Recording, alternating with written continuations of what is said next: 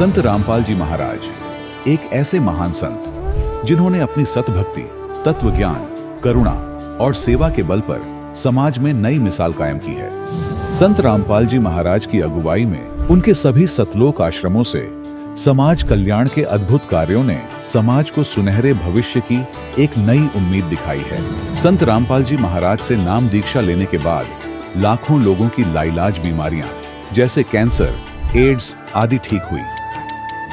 संत जी के ज्ञान से प्रेरित होकर उनके अनुयायियों ने लाखों यूनिट रक्तदान किया। संत जी ने लाखों बहन बेटियों का दहेज मुक्त विवाह करवाया।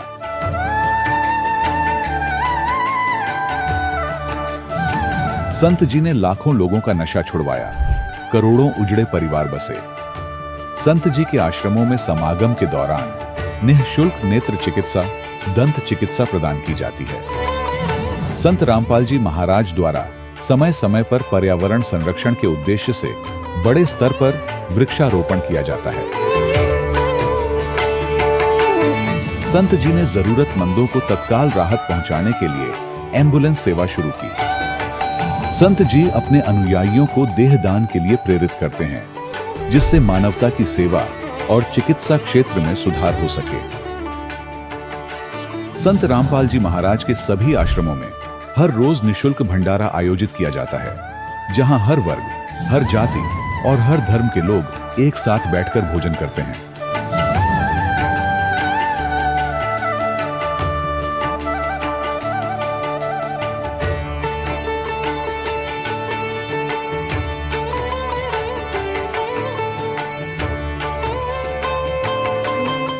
संत रामपाल जी महाराज की अन्नपूर्णा मुहिम ने गरीब और बेसहारा लोगों के जीवन में एक नई ऊर्जा और उम्मीद को जन्म दिया है।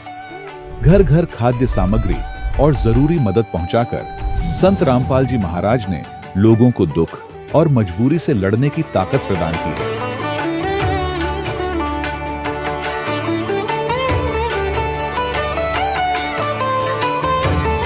संत रामपाल जी महाराज द्वारा गरीब लोगों के लिए घर बनवाने का अद्भुत कार्य एक ऐसी मिसाल कायम कर रहा है जो सदियों सदियों संत जी की उदारता और दया भावना के तौर पर जाना जाएगा।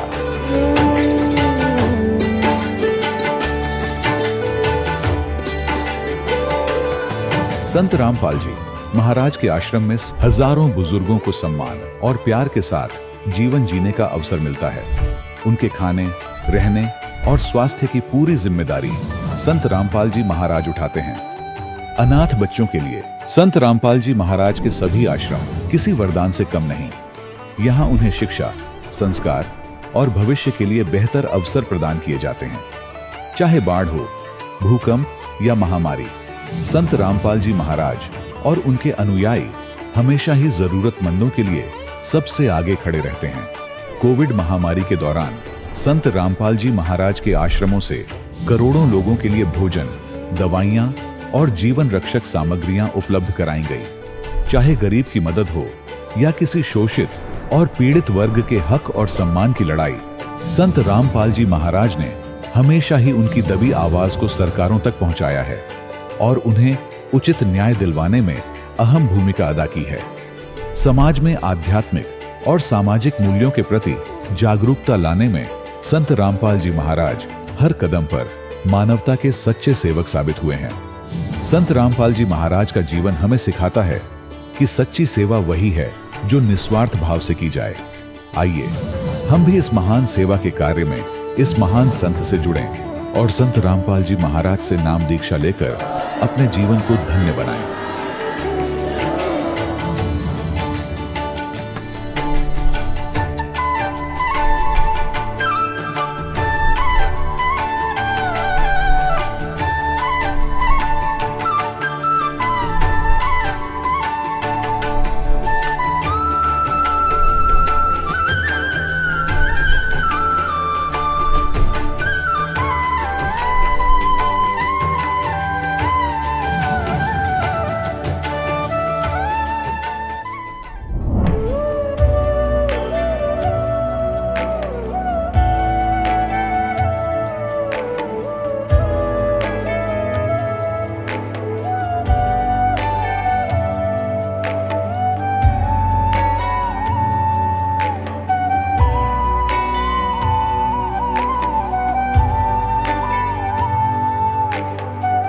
प्रभु राम देव भगवान अल्लाह खुदा ईश आदि नाम एक ही शक्ति के हैं। वो कैसा है, कहां है, कैसे मिलता है, किसने देखा है?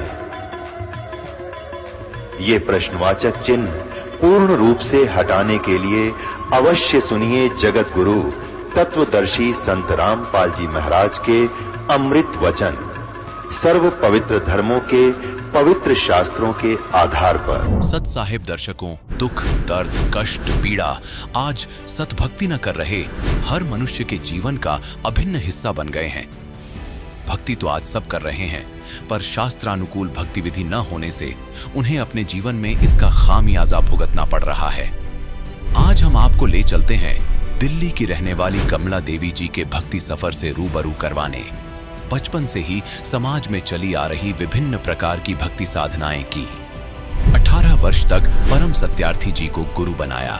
दुखों से राहत पाने के लिए जिसने जिस देवी देवता की पूजा अर्चना बताई वो की, परंतु कोई राहत नहीं मिली। इसके विपरीत कमला जी की जिंदगी में दुख अनचाहे मेहमानों की तरह दरवाजा खटखटाने लगे। इनके 17 ऑपरेशन हो चुके थे, तरह तरह की बीमारियों से ग्रस्त थीं। साथ ही दुखों के कारण 2014 में इनके पति भी मृत्यु को प्राप्त हो गए। पर फिर इनका दुखों का सिलसिला यहीं खत्म हुआ जब इनको मिली तत्वदर्शी संत रामपाल जी महाराज जी द्वारा लिखित पुस्तक ज्ञान गंगा, जिसे पढ़ने के बाद इनके जीवन में चमत्कारिक लाभ मिलने शुरू हो गए और खुशियों ने दस्तक देनी प्रारंभ कर दी। सुनिए कैसे कमला जी ने दुखों से निजात पाई और इनके जीवन में खुशियों की बौछार आई। नमस्कार जी। नमस्कार सर जी। क्या नाम है बहन जी आपका? कमला दासी है जी। बहन जी आप कहाँ से आई हैं? मंगोलपुरी दिल्ली से आए भगत जी। बहन जी संत रामपाल जी महाराज से कब जुड़े आप? 2013 में जुड़े, 30 अक्टूबर को भगत जी। बहन जी संत रामपाल जी महाराज से जुड़ने से पहले क्या आप कोई भक्ति साधना भी करती थी? करते थे भगत जी। हम 35-40 साल से ज़्यादा राधा स्वामी में थे। चरण सिंह महाराज जी से नाम लिया था हमने, भक्ति करी उनकी हमने 35-40 साल, लेकिन उस भक्ति से हमारे को कोई लाभ नहीं हुआ। आज वहाँ से हम पछता के और फिर संत रामपाल महाराज जी के आश्रम में आए। हमारे को किसी भगत ने बताया, मिले हमारे को कोई भगत जी, उनका नाम है चड्डा साहब, हुकुम सिंह चड्डा। उन्होंने हमारे को बताया कि बेटे ये सच्चा ज्ञान है परमात्मा का, संत रामपाल महाराज जी का, आप यहाँ आओ। जी भगत जी, हमने उनकी भी सच नहीं मानी। फिर हमने खुद देखा टीवी में, तो हम कहते थे राधा स्वामी की बुराई कर रहे हैं, हम ये सोचते थे वैसे ही बोल रहे हैं। फिर हमने इनका ज्ञान समझा, पुस्तक पढ़ी, सारी पुस्तकें मिलाई, तो भगत जी आज हमारे को पता लगा कि संत रामपाल महाराज जी का ज्ञान पूर्ण परमात्मा का ज्ञान है, ये सच्ची भक्ति है। बहन जी हमने सुना है कि जो भी श्रद्धालु संत रामपाल जी महाराज से नाम दीक्षा लेते हैं उनको बहुत सारे लाभ प्राप्त होते हैं। आपने भी संत रामपाल जी महाराज से नाम दीक्षा ली, तो क्या आपको भी कुछ लाभ प्राप्त हुए? सर जी बहुत लाभ हुए हैं। मेरे घर वाले को 2014 में 10 अक्टूबर को पैरालाइज का अटैक पड़ गया था, बिल्कुल ख़त्म हो गए थे। बिल्कुल ख़त्म हो के उसके बाद हमारे बड़े बेटे ने, जो 30-35 साल पुराना हमारा फैमिली डॉक्टर था, उसके पास फ़ोन किए। उसने 20 फ़ोन काटे, जो कभी बंदा एक भी फ़ोन नहीं काटता था, उसने 20 फ़ोन काटे। तो बेटे के याद आई कि सतलोक आश्रम फ़ोन मिलाऊं। जब फ़ोन मिला तो किसी भगत ने फ़ोन उठाया वहाँ से, तो भगत ने कहा कि भगत जी बात नहीं हो सकती, परमात्मा का सत्संग चल रहा संत रामपाल महाराज जी का। उन्होंने कहा, बेटे ने मेरे ने रोते रोते, बड़े बेटे ने, कि भगत जी बात करा दो परमात्मा से, मेरे पापा ख़त्म हो चुके हैं पैरालाइज का अटैक पड़ के। तो भगत जी परमात्मा से बात कराई। परमात्मा ने कहा, बेटे बंदी छोड़, दया करेंगे, दंडवत करके अमृत जल और प्रसाद दे दे। तो भगत जी मालिक ने इतनी दया करी, संत रामपाल महाराज जी ने, इतने बेटे का फ़ोन भी नहीं कटा। इतने तो मेरे घर वाले ने यूँ कह दिया, बेटे मैं बाथरूम करने जाऊँगा। बाथरूम करके भगत जी गली में टहल के आया, गली से टहल के घूम घाम के फिर घर में आया। हमारे पूरे घर में रोआराहट मच गया था, ख़त्म हो चुके थे, बिल्कुल एक मिट्टी पड़ी थी घर में। इतनी दया करी मालिक ने, मैं आपसे बता नहीं सकते। हमारा सारा कुनबा रोआराहट मच गया था घर में। उसके बाद भगत जी सुबह गए सतलोक आश्रम, तो परमात्मा दर्शन देने आते हैं, सर पे हाथ रख के कहते हैं, कौन मरा है? अभी नहीं मरा है, भक्ति कर बेटे दब के। उसके बाद सर जी आपको क्या बताऊं, इतनी दूर बेटा खड़ा था, उससे क्या भक्ति कर बेटे, कौन मरे तेरा बाप? जो 3 हार्ट अटैक हो चुके थे उससे पहले तो डॉक्टरों ने ये कहता था इतने जिएंगे, इतने ये दवाइयाँ खाते रहेंगे। आज 7 साल होने को है भगत जी, सारी दवाइयाँ छुट्टी हुई उनकी। 4 बार पैरालाइज हो लिया, 3 हार्ट अटैक, 7 अटैक कम नहीं होते भगत जी। आपको क्या क्या लाभ बताऊँ। चौथा अटैक ऐसा पड़ा था दिमाग पे, जो याददाश्त ही चली गई थी उनकी, बिल्कुल यादगिरी नहीं थी कुछ भी, सब कुछ को भूल गए थे। आज बंदी छोड़ के इतनी दया संत रामपाल महाराज जी की कि सब कुछ उनको याद है। जो जिंदगी में पुरानी पुरानी बात हमारे याद नहीं, जो उनके याद है। आज मालिक ने इतनी दया कर रहे हैं, संत रामपाल महाराज जी ने पूरा जीवन दान दे रखा है। आज मालिक की दया से बिल्कुल ठीक है वो। मेरी छोटी बहू बिल्कुल अपाहिज हो चुकी थी, आज मालिक ने दया करी, जो कई लाख रुपए लगा के ठीक न हुई, आज परमात्मा की शरण में है, बिल्कुल अब कूदती फिरती है, चलती हैगी। राधा स्वामी की भक्ति करते थे जब हम, तो जब ये कैंसर हो गया था, ये निशान है मेरे गर्दन में देखो, ये इतना हो गया था। डॉक्टरों ने जवाब दे दिया था कि ऑपरेशन करेंगे ख़त्म हो जाएंगे। संत रामपाल महाराज जी से अरदास लगाई, आज बंदी छोड़ने बिना ऑपरेशन के ठीक कर दी हूँ। आँखों से अंधी भी हो गई थी, बिल्कुल 4-5 साल अंधी भी रही हूँ। 6 mm की पथरी थी मेरी पित्त की थैली में, वो गायब कर दी। 26 mm की पथरी मेरे घर वाले के थी, वो गायब कर दी। रसोड़ी थी कंधे में, वो गायब कर दी। बिना ऑपरेशन के ठीक करी हूँ संत रामपाल महाराज जी ने, हम दोनों तीनों जने। मालिक ने इतनी कृपा करी, आपने बता नहीं सकती। मैं भगत जी बताऊँ तो दिन रात बताने में ही जाएगा, इतने फायदे दिए। मैं शरीर से बिल्कुल बेकार हो गई थी, एक मुर्दा हो गई थी सर जी। आज परमात्मा ने बचा रखे हूँ। संत रामपाल महाराज जी की शरण में मेरे को एकदम से मुर्दा लेके गए थे, मेरे बच्चे गाड़ी में डाल के रोते हुए ले गए थे। 2 घंटे के बाद तो ऐसी होगी जो मेरे कुछ हुआ ही नहीं था। आज आपके सामने खड़ी हूँ, ये सब दुनिया देख रही होगी आज मालिक की दया से मुझे, कि परमात्मा ने मेरे को कितना बचाया, संत रामपाल महाराज जी ने। बहन जी, संत रामपाल जी महाराज ने आपको बहुत सारे लाभ ही लाभ दिए। तो जो श्रद्धालु आज आपको देख रहे हैं, खास करके वो महिलाएं जो बहुत दुखी हैं, उनके लिए आप क्या कहना चाहेंगी? मैं तो सबसे हाथ जोड़ के विनती यही करूँगी जी कि जल्दी से जल्दी संत रामपाल महाराज जी के शरण में आए और अपने दुखों को दूर करवाओ। जी, संत रामपाल जी महाराज की शरण में कैसे आ सकती हैं? 8 बजे तक सत्संग आता है टीवी पे, उसको पूरा देखो, ज्ञान समझो और फिर आओ। ज्ञान गंगा है, जीने की राह है, भक्ति बोध है, काफ़ी किताबें हैं, उनको पढ़ो, ज्ञान समझो परमात्मा का। देखो परमात्मा कितनी दया कर रहा है। आज मालिक ने पूरा विश्व में नाम दीक्षा दे रखी है, मालिक ने बहुत कृपा कर रखी है। परमात्मा ने इतनी दया करी है, सब डॉक्टर फेल हैं इनके आगे, इनसे बढ़ के कोई डॉक्टर नहीं है, हमने खुद देख चुके हैं। धन्यवाद बहन जी। सच साहेब भगत जी। दर्शकों, अभी आपने सुने संत रामपाल जी महाराज से दीक्षा प्राप्त करके सुखी हुए भक्त के अनुभव। अब देखिए जगत गुरु तत्वदर्शी संत रामपाल जी महाराज के मंगल प्रवचन। परम पिता परमात्मा पूर्ण ब्रह्म सारी सृष्टि का रचनहार कबीर परमेश्वर कबीर देव जी की असीम रजा से आप सभी पुण्यात्माएं परमात्मा की महिमा सुनने के लिए उपस्थित हुए। जिस प्राणी के, जिस जीव के पूर्व जन्म के शुभ संस्कार उदय होते हैं, उनको मानव शरीर प्राप्त होता है। और मानव शरीर प्राप्त करके जो प्राणी सत्संग उपलब्ध करते हैं, जिनको सत्संग प्राप्त होता है, वो और भी ज्यादा शुभ संस्कारी हंस होते हैं। परमात्मा कबीर परमेश्वर जी हमें याद दिलाते हैं, मानुष जन्म पाय कर जो नहीं रटे हरि नामे,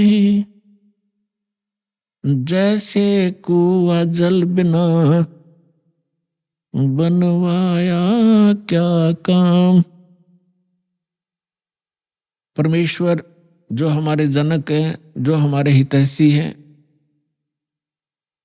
और जो हमें यथार्थ तत्व ज्ञान और यथार्थ भक्ति विधि बताने के लिए स्वयं ही यहाँ इस काल के लोक में प्रवेश होते हैं, सतलोक से अपने निज सुख में स्थान से चलकर वो भगवान आते हैं।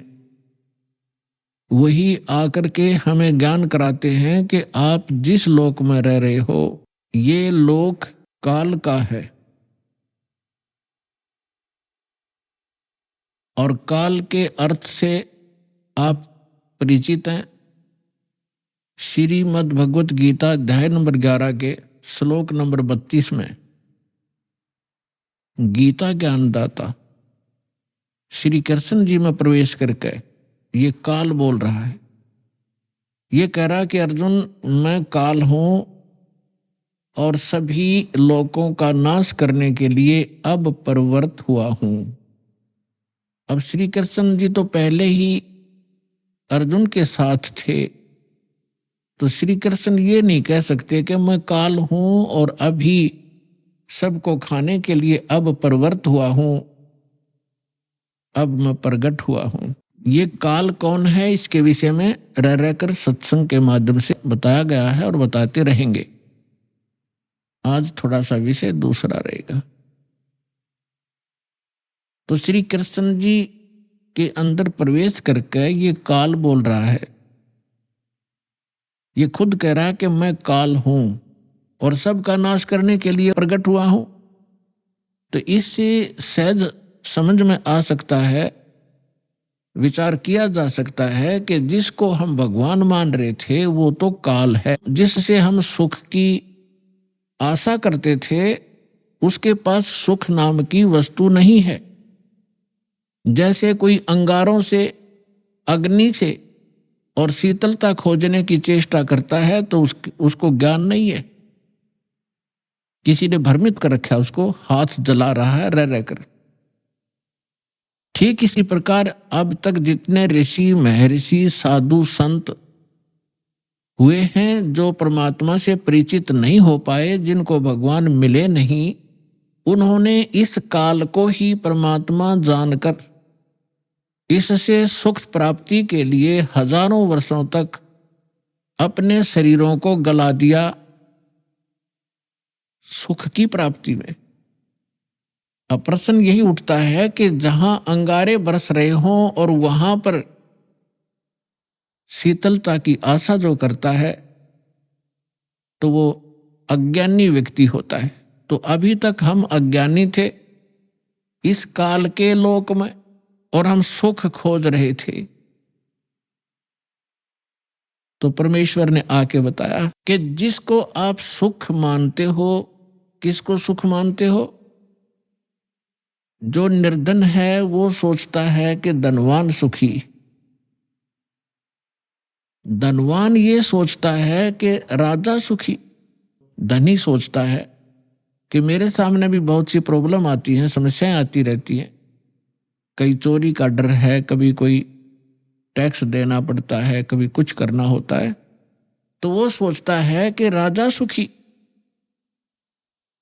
परमात्मा कहते हैं राजा को स्वप्न में भी सुख नहीं होता। राजा लोग अंत में वो सोचते हैं कि स्वर्ग के देवता सुखी होंगे। स्वर्ग के देवता सोचते हैं कि इस इंद्र को सुख घना है क्योंकि वो देवताओं का राजा है। अब इंद्र की हिस्ट्री, कहानी आप पढ़ोगे पुराणों के अंदर, इंद्र जैसा दुखी प्राणी नहीं।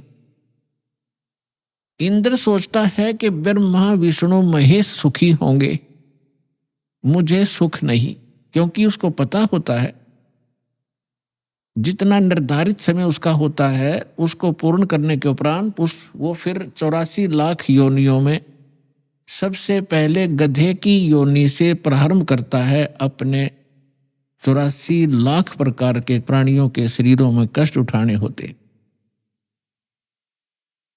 तो उसको रह रह कर वो बात याद रहती है कि इसके बाद मेरी ये हालत होगी, लेकिन उस झूठे सुख को वो छोड़ नहीं पाता, और छोड़ भी दे तो उसके पास विकल्प नहीं कि करूं क्या। ब्रह्मा, विष्णु, महेश सोचते हैं कि हम सुखी नहीं, क्योंकि उनका इतिहास देखिएगा, पुराणों को कभी पढ़ा हो, नहीं तो रिमाइंड करना कभी कभी। अब थोड़ा सा उदाहरण देंगे आपको। जैसे भगवान शंकर जी को हम भगवान माना करते थे, कंप्लीट गॉड मानते थे, मृत्युंजय, कालज्ञ, सर्वेश्वर, महेश्वर कहा करते थे। इसको हम कहें कुछ भी, लेकिन ये परमात्मा नहीं है, कंप्लीट गॉड नहीं है। विष्णु जी भी सुखी नहीं है। विष्णु अवतार श्री रामचंद्र रूप में राजा दशरथ के घर जन्म लिया, ये सभी हमारे धर्म गुरु भी बताते रहे हैं और इनके लीला, इनकी जीवनी भी बताती है। श्री रामचंद्र उर्फ विष्णु जी कितने सुखी थे आपको खूब पता है। छोटी सी उम्र में विवाह हुआ, विवाह होते ही वनवास हुआ और वनवास के अंदर उनकी धर्म पत्नी का अपहरण हुआ। रावण के साथ युद्ध हुआ, करोड़ों जीवों का विनाश हुआ। उसके बाद फिर वापस आए, लेकर अपनी धर्म पत्नी सीता जी को घर पे लेकर आए। किसी धोबी के कहने से उनको घर से निकाल दिया, गर्भवती को। परिवार कहीं और श्री राम कहीं। वो प्राणी सपने में सुखी नहीं हो सकता जिसके बालक दुखी हो कि तो जंगल के अंदर। जिस समय श्री रामचंद्र जी को वनवास प्राप्त था, सीता जी का अपहरण हो चुका था, श्री रामचंद्र जी विलाप कर रहे थे, रो रहे थे सीता जी की खोज में। ऊपर से भगवान शंकर अपने द्वीप से, अपने लोक से श्री रामचंद्र जी अर्थात विष्णु जी को प्रणाम कर रहे थे। ऊपर से पार्वती जी की दृष्टि पड़ी कि किसको प्रणाम कर रहे हैं महेश्वर। पूछने पर पता चला कि नीचे जो व्यक्ति रो रहा है, वृक्षों से लिपट लिपट कर रो रहा है, पशुओं से गले मिल रहा है, उनसे पूछ रहा है मेरी सीता कहाँ गई, उसको ये प्रणाम कर रहा है और उसको विष्णु भगवान का अवतार बता रहा है कि भगवान विष्णु है। पार्वती जी को ये बात अच्छी नहीं लगी, उसको विश्वास नहीं हुआ कि सचमुच ये व्यक्ति जो सामने रो रहा है और जिसकी पत्नी का अपहरण हो चुका है, जिस कारण से रो रहा है, तो ये भगवान नहीं हो सकता। पार्वती जी ने कहा कि जो व्यक्ति रो रहा है आप उसको भगवान बता रहे हो, मुझे विश्वास नहीं। मैं तो इसकी परीक्षा लूंगी और सीता रूप बनाऊंगी इसकी पत्नी का, और यदि ये मुझे पहचान लेंगे तो मैं मान लूंगी कि ये भगवान है। भगवान शंकर ने कहा कि आप सीता रूप मत बनाना, यदि आप सीता जी का रूप बना लोगी तो मेरे काम नहीं रहोगी, मेरी मां के तुल्य हो जाओगी। मैं आपको एज ए वाइफ स्वीकार नहीं करूंगा। फिर उस समय तो पार्वती जी ने कह दिया कि ठीक है, मैं नहीं परीक्षा लूंगी। भगवान शंकर चले गए इधर उधर सैर सपट्टे को। पीछे से पार्वती जी ने सीता रूप बनाया, श्री रामचंद्र जी के सामने खड़े हो गए। उस समय श्री रामचंद्र जी की दिव्य दृष्टि यानी बुद्धि इस काल भगवान ने खोल दी। अपनी तो पत्नी का पता नहीं उसको कि कौन उठा ले गया, और सामने खड़ी पार्वती को पहचान लिया जिसने बिल्कुल as it is Sita ji का रूप बना रखा था। क्या कहा कि हे दक्ष पुत्री माया, आप भगवान शंकर को कहां छोड़ाए। इस बात को सुनकर पार्वती जी लज्जित हुई और कहा कि भगवान शंकर आपको ठीक ही प्रणाम कर रहे थे, मैं आपकी परीक्षार्थ सीता रूप बनाकर आई थी। ये कहकर वो चली गई। अब इस कथा से आपको बहुत से परिणाम निकलेंगे, रिजल्ट निकलेंगे, निष्कर्ष निकलेंगे। एक तो कंसेप्ट यही क्लियर करेंगे कि आपके मन में ये शंका उत्पन्न होगी कि श्री रामचंद्र जी ने पार्वती जी को तो पहचान लिया और अपनी पत्नी के विषय में उसको ज्ञान नहीं। ये कारण क्या है? जिसमें आपको ये कारण समझ में आवेगा तो आप समझो अध्यात्म मार्ग पर चल पड़े। इसका कारण है जैसे गीता अध्याय नंबर 7 के श्लोक नंबर 4, 5 और 6 में ये गीता ज्ञानदाता कहता है कि अर्जुन, यहां जितने भी मेरे लोक में जितने भी प्राणी हैं, इनमें बलवानों का बल बुद्धिमानों की बुद्धि मैं ही हूं, यानी मेरे ही कंट्रोल में है। जब चाहे इनको ओपन कर दूं, जब चाहे इनको ऑफ कर दूं, जब चाहे मैं इनको ऑन कर देता हूं। उदाहरण के लिए, एक समय आपने महाभारत खूब सुना होगा, महाभारत का युद्ध भी सुना है खूब। महाभारत के युद्ध के दौरान अर्जुन ने अपने धनुष के माध्यम से इतना नरसंहार किया था और शूरवीर कहलाए थे। एक तीर से 100 व्यक्तियों को मार डालते थे। वही गांडीव धनुष सुप्रसिद्ध था उसका। जिस समय श्री कृष्ण अर्थात विष्णु जी श्री कृष्ण रूप में देवकी के गर्भ में जन्मे थे, उसके बाद उन्होंने श्री कृष्ण रूप में लीला की थी, जीवन व्यतीत किया था। अंत समय में उनकी मृत्यु एक शिकारी के विषाक्त तीर से हुई थी और पांडवों को उसने वहां बुलाया था। अंत समय में पांडवों से श्री कृष्ण जी ने कहा था कि आप इन सभी औरतों को जितनी द्वारका के अंदर हैं सबको अपने साथ ले जाओ। यहाँ पर यादव कोई बचा नहीं है, क्योंकि दुर्वासा जी के श्राप से इंक्लूडिंग श्री कृष्ण जी यादव कुल पूरा नाश हो गया था। छोटा बालक भी नहीं बचा था। नर यादव जो गर्भवती औरतें थी उनके गर्भ में थे। उसके बाद ये वंश पुनः चला है। तो और कहा था कि आप इनको वहां ले जाओ अपने राज्य में। यहाँ पुरुष रहा नहीं, यहाँ के और लोग इनकी बेइज्जती करेंगे, सताएंगे, आप इनको ले जाना। तो श्री कृष्ण जी के आदेश अनुसार अर्जुन सभी गोपियों को, द्वारका की स्त्रियों को साथ लेकर आ रहा था। रास्ते में भीलों ने, जंगली लोगों ने उनको घेर लिया। अर्जुन उनसे लड़ने की तैयारी करने लगा। उसके हाथ से गांडीव धनुष उठा नहीं और खड़ा खड़ा देख रहा, थर थर कांप रहा है योद्धा। भीलों ने उसको पीटा, औरतों के गहने तोड़ दिए, कुछ औरतों को घसीट ले गए। अर्जुन खड़ा खड़ा कांपता रहा। उस समय अर्जुन श्री कृष्ण जी को कोस रहा था कि कृष्ण तूने सदा ही हमारे साथ धोखा ही धोखा किया है। जब मुझसे नरसंहार कराना था, युद्ध करवाना था महाभारत का, उस समय मेरे अंदर शक्ति भर दी। एक तीर मारूं था 20 मरे थे। आज वही अर्जुन और वही धनुष, आज मैं इसकी प्रत्यंचा नहीं चढ़ा पा रहा हूं।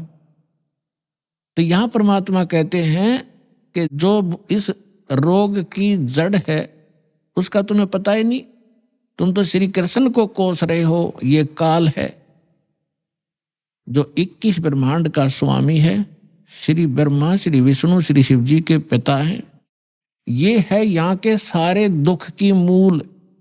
और वो खुद कहता है कि मैं बलवानों का बल और बुद्धिमानों की बुद्धि मैं ही हूं, यानी मेरे कंट्रोल में। अब जब उसने नाश करवाना था महाभारत का, तब तो उसको बल दे दिया। अब स्विच ऑफ कर दिया, अर्जुन खड़ा खड़ा पिट रहा है। ठीक इसी प्रकार श्री रामचंद्र जी को कि वहां तो बुद्धि खोल दी कि ये सीता नहीं है, पार्वती है। अपनी पत्नी का पता नहीं, उसको उठा कौन ले गया, ऑफ कर दी फिर बुद्धि उसने। तो पुण्यात्माओं, ये काल एक भयंकर जाल है। जब तक आप इसको नहीं समझोगे, ना भक्ति कर सकते, ना यहां से निकलने की चेष्टा कर सकते। इसीलिए आपको रह रह कर यहां बुलाया जाता है। इस काल के जाल को विस्तार से समझाया जाता है ताकि आपको डर बने। आप कहाँ रह रहे हो, यहाँ क्या आशा लगाए बैठे हो, किसके लिए सारा दिन भटक रहे हो। एक कोठी बनाऊंगा, एक बंगला बनाऊंगा, कार लूंगा, लड़का बड़ा अफसर बन जाएगा। कल मृत्यु हो जाती है लड़के की या पिता की। आप देख रहे कितने दुर्घटनाएं होती हैं। पीछे केदारनाथ के अंदर हजारों की संख्या में सहपरिवार मारे गए ऐसे लोक में, और आप सुख खोज रहे हो। परमात्मा आके हमें बताया करते थे, परमेश्वर ने आके हमें बताया कि इसका एक विकल्प है। वो स्थान न्यारा है, वो भगवान न्यारा है जो कभी दुख नहीं देता। आप अंगारों में और शीतलता खोज रहे हो, आप काल के लोक में सुख खोज रहे हो। अब प्रसंग पर आते हैं कि ब्रह्मा विष्णु महेश भी सुखी नहीं। अब उधर से जब भगवान शंकर को पता लगा कि काल के हाथ में बुद्धि, उसने बुद्धि ऑन कर दी शंकर भगवान की, दिव्य दृष्टि से देखा और अपनी पत्नी से पूछा कि तू क्या सीता रूप बनाकर गई थी तू? तो उसने मना कर दिया कि नहीं, मैं नहीं गई भगवान, मैं नहीं गई। कि झूठ बोलती है तू झूठ बोलती है। इस बात से वह झिझक गई और चुप हो जाना ही उसका स्वीकृति मानी गई कि सचमुच इसने गलती की है। तो भगवान शंकर ने पार्वती जी से अपनी पत्नी के रूप में उससे व्यवहार करना बंद कर दिया, बातें करना भी बंद कर दी, एक तरफ मौन साध कर बैठा रहते थे, बहुत ही कम बोलने लगे और कहने लगा कि मैंने आपको एक वफादार माना था, आपके ऊपर मैं वो विश्वास करता था कि मेरी धर्मपत्नी कभी मेरे को डिसीव नहीं करेगी, धोखा नहीं दे सकती, और जब आप मुझे धोखा दे सकते हो तो फिर बाकी संसार से मुझे क्या लिंक रहा, क्या विश्वास रहा। और साफ कह दिया कि तू मेरी मां का रूप धारण कर चुकी है, मेरी पत्नी रूप में नहीं स्वीकार्य हो सकती। जैसे श्री ब्रह्मा जी सबसे बड़े, विष्णु जी सेकंड नंबर के, शंकर भगवान तीसरे नंबर के, तो बड़े भाई की पत्नी मां के तुल्य मानी जाती है। तो उसने कहा भगवान शंकर ने कि आपने मेरे बड़े भाई की पत्नी विष्णु की पत्नी का रूप बना लिया सीता, इसलिए आप आज के बाद मेरी पत्नी नहीं मां के तुल्य हो। अब वो समझ गई कि इन्होंने जो फैसला ले लिया अटल होता है। 10 दिन 20 दिन महीना 6 महीने वर्ष इंतजार की, लेकिन रिजल्ट निल रहा। भगवान शंकर ने उनसे कोई बात नहीं की, हमेशा क्षुब्ध रहते थे। तो लड़की को क्या होता है, जब ससुराल के अंदर दुख होता है तो अपने पीहर को जाने की सोचती है, उसका तीसरा विकल्प नहीं होता। तो पार्वती ने सोचा कुछ दिन अपने घर चली जाती हूं, इनका दिमाग ठीक हो जाएगा। ये सोचकर पार्वती अपने पिता दक्ष के घर पे आ गई और राजा दक्ष ने उस समय एक यज्ञ कर रखा था और एक नियम है ब्राह्मणों ने बना रखा था, ऋषियों ने, कि जब भी कोई यज्ञ करे तो अपनी सभी बेटियों को, संबंधियों को और उनके पतियों को, दामादों को आमंत्रित किया जाए और प्रतिदिन उनको आदर के साथ उनको प्रतिदिन दक्षिणा दी जाए जैसे ब्राह्मणों को देते हैं। तो ऐसा नियम था कि जितनी भी राजा दक्ष की अन्य बेटियां थी वो सभी आमंत्रित थी और उनके पति यानी दामाद भी आमंत्रित थे। उचित स्थान पर सबको बैठा रखा था। जितने समय तक यज्ञ का और सत्संग का प्रयोजन चलता था, 2-4 घंटे 10 घंटे, तो उस समय सभी अपने अपने आसन पर विराजमान रहते थे और किसी भी कारण से कोई लड़की का पति नहीं आ सका तो उसका आसन लगाया जाता था, खाली छोड़ा जाता था और सबको जो भी दक्षिणा दी जाती थी उसका भी उसके ऊपर भाग प्रतिदिन रखा जाता था आसन पर। तो जो ही पार्वती जी अपने घर पे पहुंची, पता चला कि पिताजी ने यज्ञ कर रखा है और ये यज्ञ 2-3 दिन से चल रहा है। अब सारे यज्ञ मंडप में घूम के पिता के सामने पहुंची। पिताजी ने मुंह मोड़ लिया क्योंकि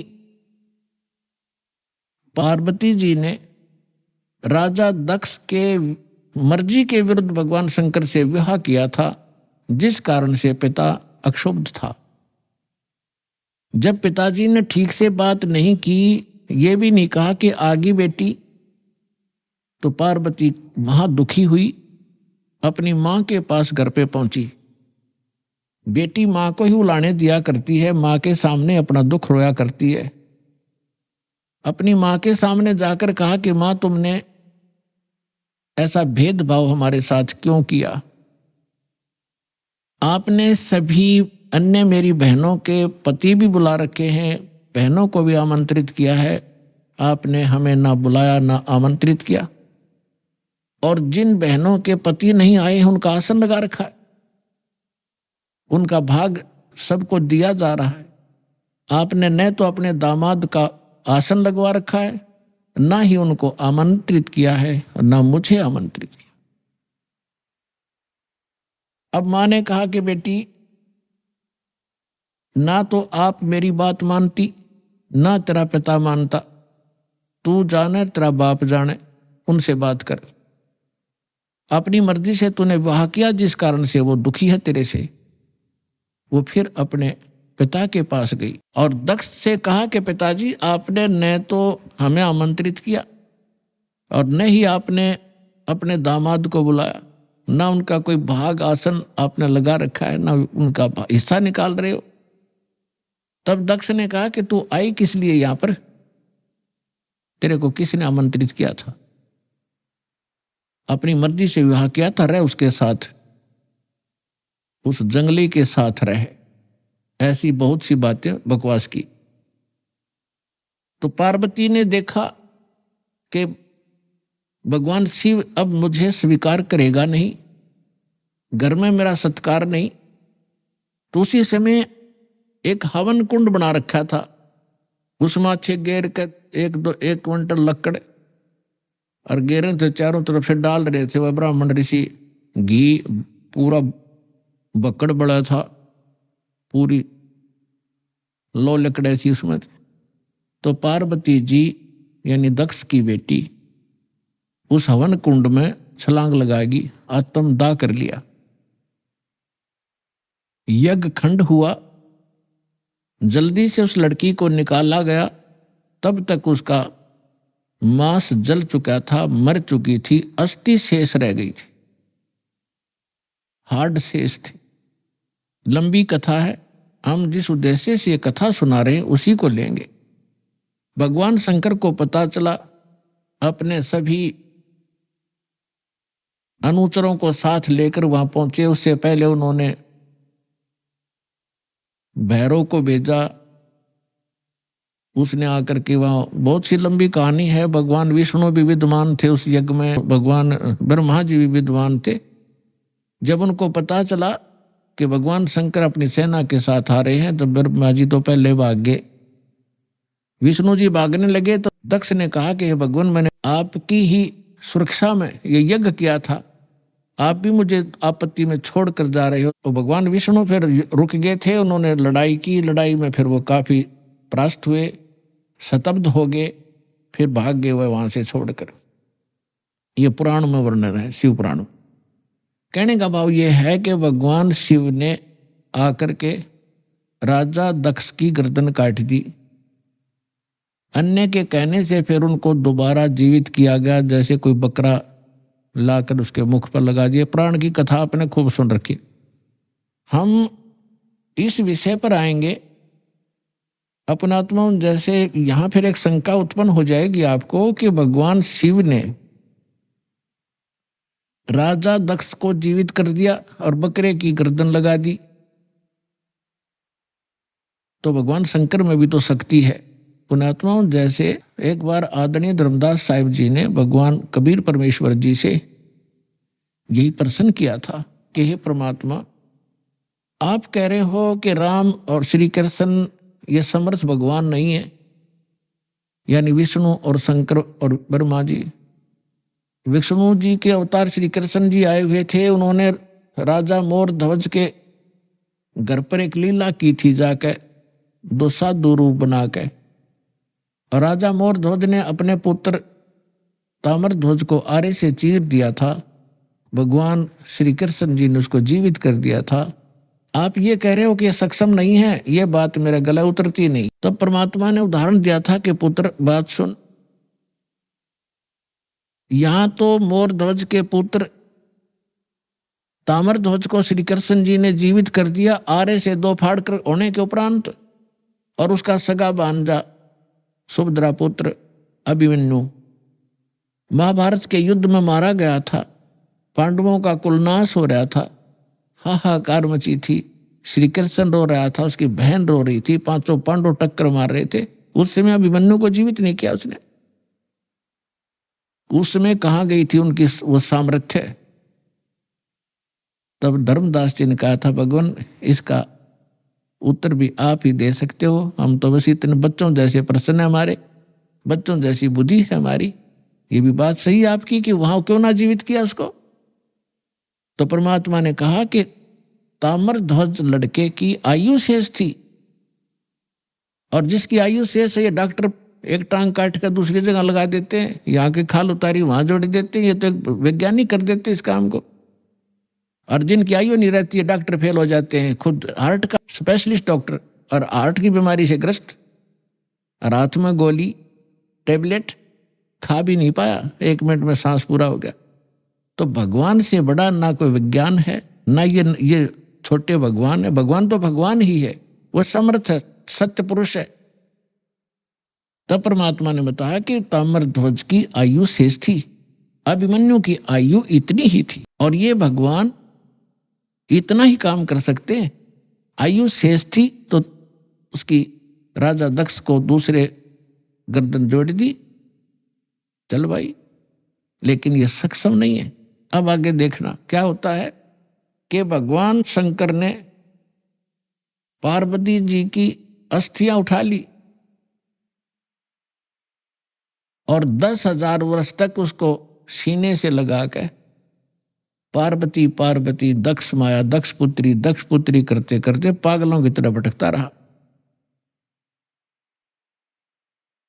अपने आत्मा हम भगवान ब्रह्मा, भगवान विष्णु, भगवान शिव जी को सुखी माने, ये सुखी है, ये सुखी व्यक्ति के लक्षण है। 10,000 वर्ष तक पागलों की तरह खाना ना पीना ना, हाय पार्वती, हाय दक्ष माया, हाय दक्ष की पुत्री। तो हमारे पास ज्ञान का टोटा था, जिस कारण से हमने प्रत्येक को भगवान और समर्थ मान लिया।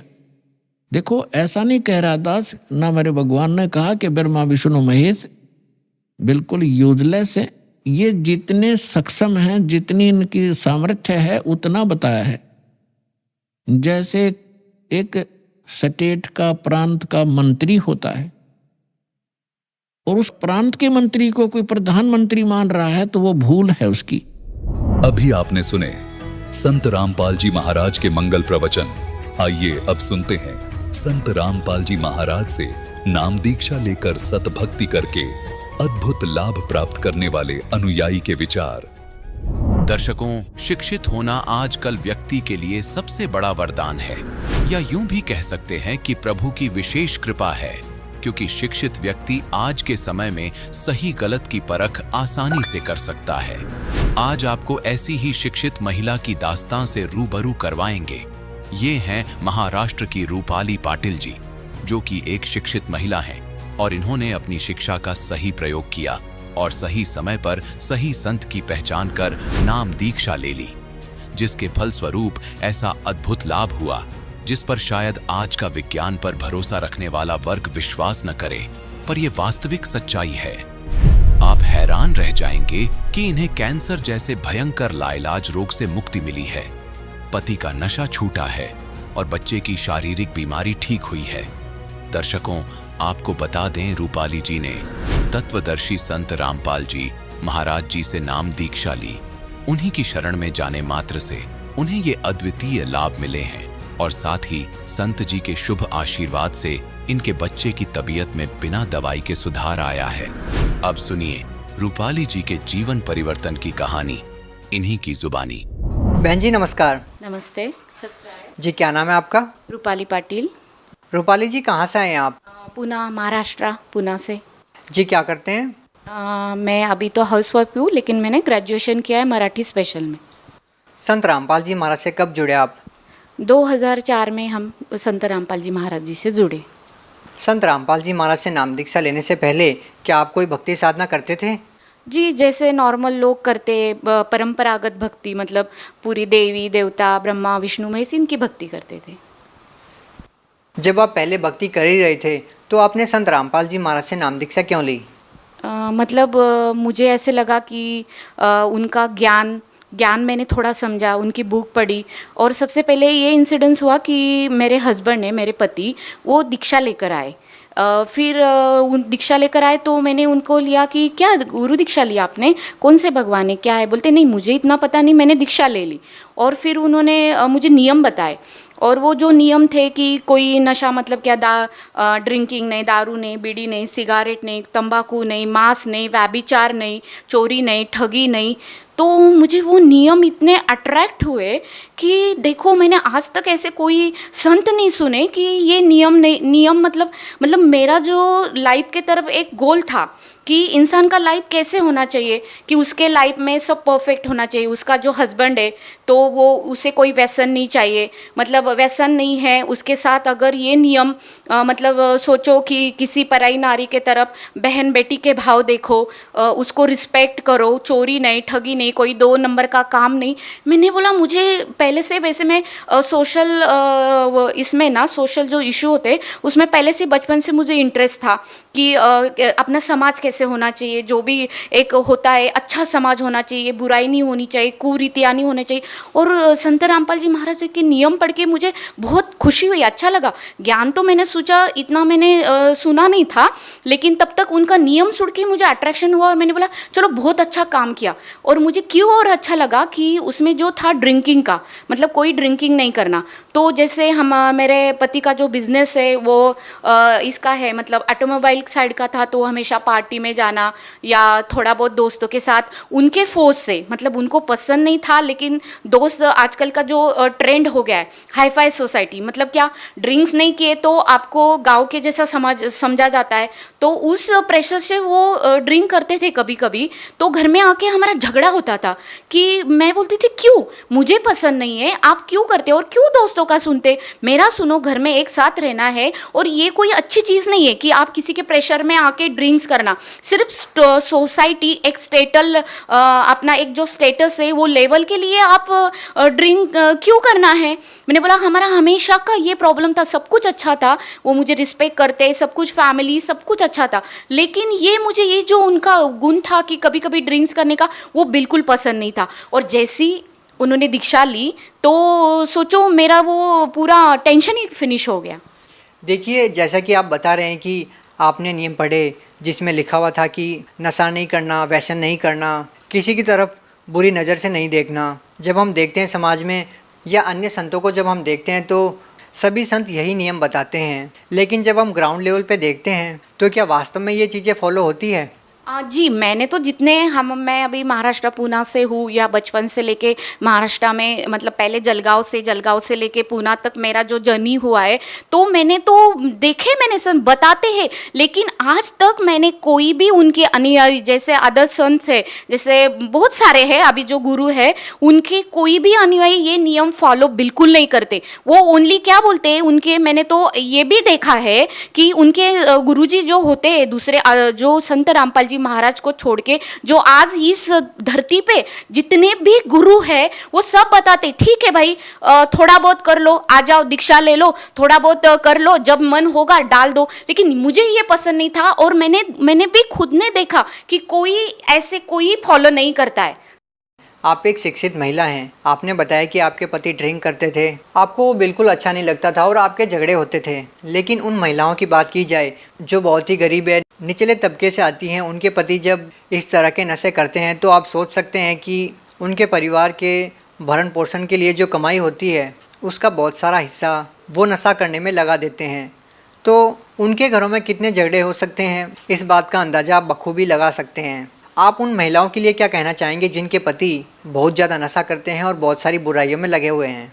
हाँ, नहीं, उन महिलाओं के लिए तो मैं कह सकती हूँ, देखो आज तक सरकार ने तो कितने सारे नियम निकाले कि दारूबंदी कर दो, यहाँ ये कर दो, और लेकिन हमने जैसे सोचा, पेपर में देखते हैं, न्यूज़पेपर में पढ़ते हैं, टीवी में पढ़ते, ओनली नियम सिर्फ है ना फॉलो करने के लिए नहीं है, वो नियम सिर्फ कागज़ों पे है। ये योजना निकाली, वो योजना, एक मोर्चा निकाला, पैसे दे के भी मैंने फॉलो किया है। मैं सोशल वर्क में मुझे इंटरेस्ट था, मैंने देखा है पहले कि लोग सिर्फ सिर्फ नियम है ना ये करते क्या करते हैं, सिर्फ बनाते हैं, लेकिन उसका वो जो अवलंबन मतलब जो करना है वो कुछ भी उसका 0% है, कुछ भी आज तक। तो फिर अब तक तो फिर कितना समाज कब से ये चल रहा है, तो हम तो सुधर चुके होते।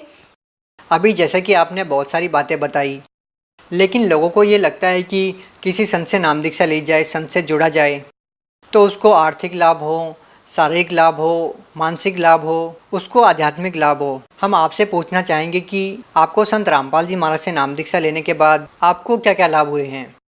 जी, हमें तो इतने सारे लाभ हुए, अगर अभी हम गिनवाते बैठेंगे तो ये मेरा मतलब क्या बोलते हैं ना, ये दिन रात कम पड़ेगा। लेकिन जो स्पेशली थोड़े बहुत जो मुझे लाभ है मैं थोड़ा ही आपको बताऊंगी। कि पहले सबसे पहले लाभ था तो मतलब मुझे खुद को ही डॉक्टर ने बोला कि आपको मतलब प्रॉब्लम है गले में, और जो मुझे एक यहाँ एक ऐसे गांठ हुई थी बड़ी, तो उन्होंने, मैंने जैसे ट्रीटमेंट स्पेशलिस्ट के पास गई तो उन्होंने बोला कि आपको शायद, हमें लग रहा है कि ये आपको कैंसर का ही है, और आप सुशिक्षित हो, पढ़े लिखे हो, ज़्यादा देर मत करो, जो भी होगा मेडिकल प्रोसेस करो और उसमें जो भी कोई आता है उस हिसाब से आपका ट्रीटमेंट करेंगे। फिर उन्होंने बताने के बाद जैसे ही हमने हमारे गुरुजी मतलब संत रामपाल जी महाराज उनको प्रार्थना की, क्योंकि मैं तो नाम दीक्षा ले चुकी थी, मुझे दृढ़ विश्वास था जो भी करेंगे तो मेरे गुरुजी करेंगे। और मैंने ना आज तक सुना था गुरुजी ये लाभ देते, गुरुजी आर्थिक लाभ, शारीरिक लाभ, आध्यात्मिक लाभ, सब लाभ देते। तो मैंने बोला अभी ना मैं खुद ही परीक्षा ले लेती हूँ, अभी तो मेरे ऊपर समय आया। तो मैंने अंतर आत्मा से प्रार्थना की, और प्रार्थना करने के बाद फिर गुरुजी को जैसे हमने बोला, मतलब आत्मा से, मैंने मुंह से नहीं बोला। और सोचो जैसे डॉक्टर ने बोला वो ट्रीटमेंट की, और मेरा जो रिजल्ट आया, मेरा जो रिपोर्ट आया, तो आप लोग हैरान हो जाओगे।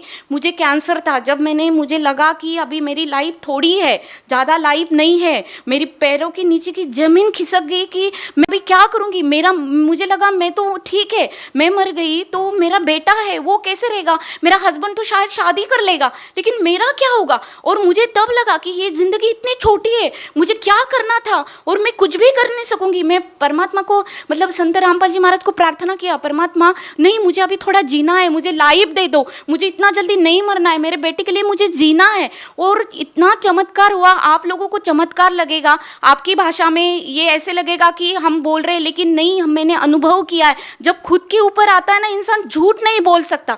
मैं जो भी बोल रही हूँ एक शब्द सच बोल रही हूँ, क्योंकि मैंने जो 2 दिन जब तक मेरा रिपोर्ट नहीं आता, मैंने सहा है कि मृत्यु क्या होती है और जीना क्या होता है। और मेरे परमात्मा ने, गुरुजी ने, संत रामपाल जी महाराज ने इतना प्रार्थना हमने लगाने के बाद उनका ये आया, मतलब उनका मैसेज आया कि बेटा परमात्मा आपको दया करेंगे, आपके संत रामपाल जी महाराज आपके ऊपर दया करेंगे। और फिर हमने मेडिकल रिपोर्ट पाया शाम को, तो उसमें लिखा था कि मुझे सिर्फ ओनली वायरल इन्फेक्शन है। जो 4 डिसीज मुझे बताया था कि एक सर्वाइकल कैंसर, एक टीबी और 2 ऐसे थ्रोट के हिसाब से ही उन्होंने बताया था। और मुझे और क्यों लगा पता है क्या, तो मेरे साथ एक बात हुई। हमारे घर की हेरिडिटी ऐसी है, मेरे दादा को कैंसर था, मेरी जो ये है मतलब मेरे चाचा है वो खुद डॉक्टर थे, उनको तक कैंसर हुआ। और कैंसर मतलब वो लोग अर्ली एज मतलब कम एज में वो गुजर गए,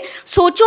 और मुझे फिर लगा, जो मेरा टाइमिंग आया कि 3री पीढ़ी में, डॉक्टर ने बोला हाँ, मुझे हिस्ट्री पूछी और मेरा जब हेरिडिटी देखा तो कि हाँ, आपको तो आपके दादा को थ्रोट कैंसर था, आपके चाचा को स्टमक का कैंसर हुआ, और अभी आपको तो 100% कैंसर होना चाहिए। मैंने बोला ठीक है, अभी क्या करेंगे, मतलब बोलना आसान है, लेकिन मैं इतनी तकलीफ से गुजरी ना, मैं बोल नहीं सकती। और जब ऐसे इसमें परमात्मा ने और एक आप लोगों को रीज़न, मुझे क्यों दृढ़ विश्वास हुआ, तो मेरी कुंडली थी। मैं पहले बहुत जन्म कुंडली हम मानते थे, मेरी कुंडली निकाली मैंने बहुत बचपन में, जब से मैं कॉलेज में थी। तो मुझे एक इसने बताया था, हाथ देखे कि आपकी आयु ज़्यादा नहीं है, 40 तक ही है, और आपको ऐसा डिसीज होगा कि आप उसमें से बाहर नहीं निकालेंगे। और वही मुझे जब ये गांठ निकला, डॉक्टर ने बोला, तो मैंने जल्दी से वो कुंडली अपने कपाट से निकाली और मैंने टैली किया कि अरे हाँ, मुझे अभी 37 स्टार्ट है और मैं क्या कैंसर का तो 2 साल कितना भी होना, ये कोइंसिडेंस कैसे हो सकता है। इसीलिए ये सब देखे इतना मतलब आप समझ सकते हैं ये कोई जादू मंत्र नहीं है। परमात्मा ने इतनी दया की कि इतने मेरे चांसेस 100% कैंसर के होने के बाद भी संत रामपाल जी महाराज ने मेरे ऊपर दया की। उनके मंत्र में, उनकी भक्ति में इतनी ताकत है कि मेरा कैंसर उन्होंने भगा दिया। जी भगत जी, मुझे और 2 लाभ ऐसे हुए कि एक तो इनके साथ इनका मुंबई एक्सप्रेस हाईवे पे एक्सीडेंट हुआ गाड़ी का, और इतना ज़बरदस्त एक्सीडेंट था, मतलब कंटेनर ने पीछे से 2 बार उनको डैश मारा। डैश मारने के बाद मतलब वो देखते हैं तो वो उन्होंने स्टीयरिंग पे सर रख दिया और जैसे गुरुजी ने उनको नाम दीक्षा दी, वो मंत्र उन्होंने याद किया। फिर हम दोनों का फेस उनके सामने आया कि सोचो मेरा ये आखिरी वक्त है। और वो एक्सीडेंट से इंसान जब खुद पे गुजर जाती कि बस अभी मेरा सब फिनिश हो गया, तो उस हिसाब से उन्होंने मेरा चेहरा, मेरे बेटे का चेहरा उनके आंखों के सामने आया और उन्होंने जो गुरुजी ने हमें मंत्र एक दिया, लास्ट में उन्होंने वो एक मंत्र जाप किया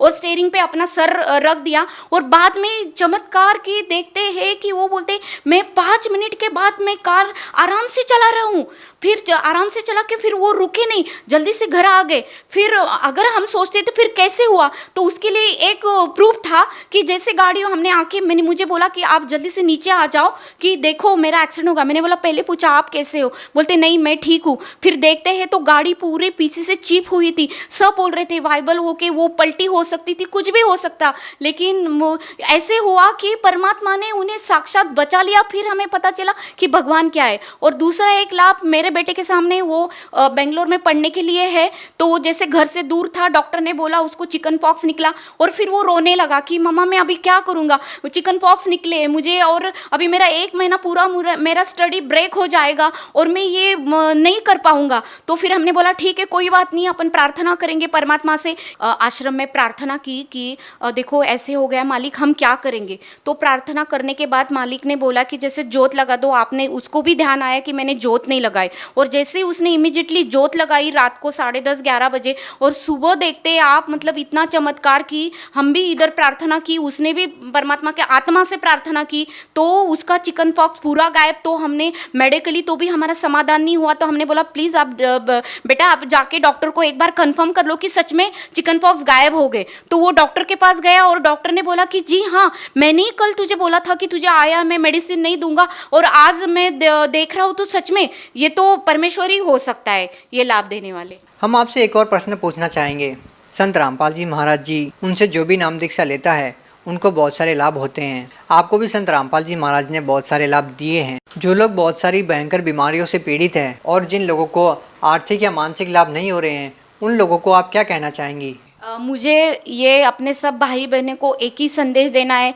मैं तो कोई ये नहीं कर सकती हूँ, मतलब संदेश देने जैसी मैं उतनी नहीं हूँ, लेकिन मैं प्रार्थना कर सकती हूँ सारी जगत को कि जिनको प्रॉब्लम है ना, आप आ जाओ, आप अनुभव करो, सत्संग सुनो, और एक्चुअली अपने जो ग्रंथ है, बुक है, उसमें क्या नॉलेज है। सबसे पहले हम सब शिक्षित है, हमें कोई हमारा ध्यान भटका नहीं सकता। आज तक हमने जो भी भक्ति की, एक परंपरागत भक्ति की, जो भी मनगढ़ंत सुनते आए, दादा परदादा उनकी भक्ति फॉलो करते आए, लेकिन हमने आज तक नहीं सोचा कि हम जो कर रहे हैं और ये क्यों हो रहा है। अभी हम बोलते हैं भगवान ये करता है वो करता है, हम तो आज तक जो परंपरागत ब्रह्मा विष्णु महेश जी ये सब भक्ति करते आए, लेकिन मिला क्या, फिर क्यों नहीं मिला, क्यों दुखों के पहाड़ हमारे ऊपर गिर रहे, क्यों दुखी है, किसी को कैंसर है, किसी को ये बीमारी, किसी को वो बीमारी, सब परेशान। तो आप इसके लिए सबको मेरी प्रार्थना है कि आप आओ, संत रामपाल जी महाराज का ज्ञान सुनो, उनका सत्संग सुनो, और उनके सत्संग में आपके पूरे डाउट क्लियर हो गए, और डाउट क्लियर के बाद आप एक है। दुखी क्या नहीं करता, इसलिए दुखी लोगों को मेरी प्रार्थना है कि आ जाओ, संत रामपाल जी महाराज का नाम दीक्षा ले लो और खुद अनुभव करो। जी बहुत बहुत धन्यवाद। थैंक यू जी।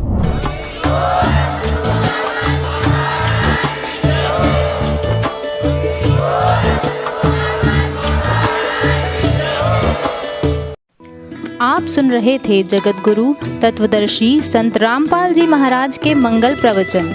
अधिक जानकारी के लिए संपर्क करें।